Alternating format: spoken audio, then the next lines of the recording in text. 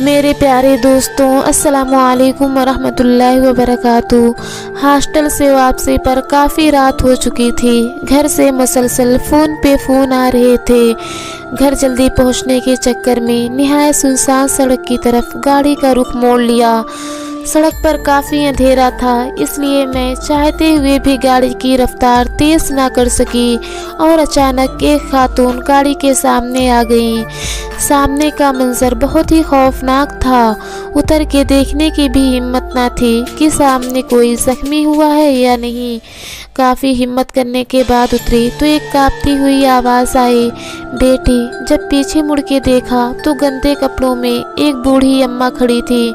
मैंने पूछा, अम्मा आपको कहीं लगी तो नहीं? और आप इतनी सुनसान सड़क पर क्या कर रही हैं?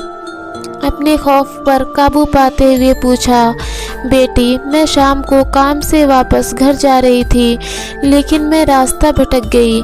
मैंने पूछा, कहाँ जाना है आपको? एक वीरान राह की तरफ इशारा करते हुए बताया, यहाँ रहती हूँ। मैंने पूछा, आप इस वीराने में अकेली रहती हैं? कोई और साथ नहीं रहता? नहीं बेटी, मेरे बच्चे साथ रहते हैं। चलिए मैं आपको छोड़ देती हूँ, बैठिए। अम्मा ने कहा, रास्ता खराब है आगे का बेटी। मैंने कहा, आप परेशान ना हो, मैं ले चलती हूँ आपको। काफ़ी दूर आने के बाद जब कोई आबादी इलाका नजर नहीं आया तो मैंने पूछा, अम्मा यहाँ तो कोई घर नहीं है और कितना आगे चलना है? बस यहाँ रोक दो, आगे का रास्ता पैदल का है। ये बात मेरे लिए वाकई हैरान कुन थी कि वहाँ गाड़ी नहीं जा सकती। वो जगह एक वहशत ज़दा जगह थी। आसमान खुला था लेकिन घुटन हो रही थी। एक अजीब कैफियत तारी थी।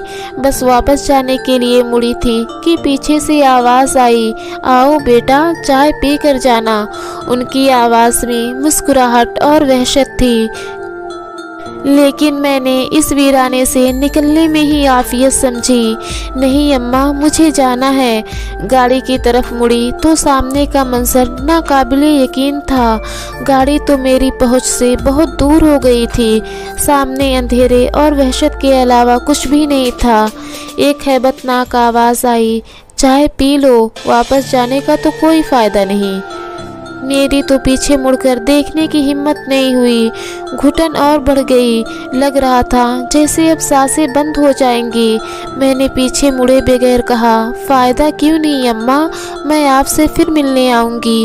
इतना कहना था कि मेरे सामने एक निहायत खौफनाक काला साया नमूदार हुआ, जो मेरे करीब आता दिखाई दे रहा था और फिर मेरे इतने करीब आ गया जैसे हमारी दो उंगलियां।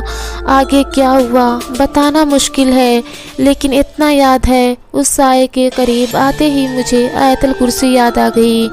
वो साया तकरीबन 10 फुट ऊंचा था।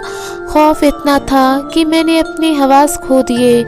आँख खुली तो खुद को एक कमरे में मौजूद पाया। सामने से बूढ़े बाबा आते दिखाई दिए। मैंने पूछा तो उन्होंने बताया, रात में तुम मुझे जंगल में बेहोश मिली, शदीद बुखार में तप रही थी, इसलिए मैं तुम्हें यहाँ ले आया। अब कैसा महसूस कर रही हो? बेहतर हूँ बाबा। बेटी एक बात कहूँ? पीछे से आवाज़ आई। जी बाबा कहें, आइंदा यहाँ कभी भी मत आना।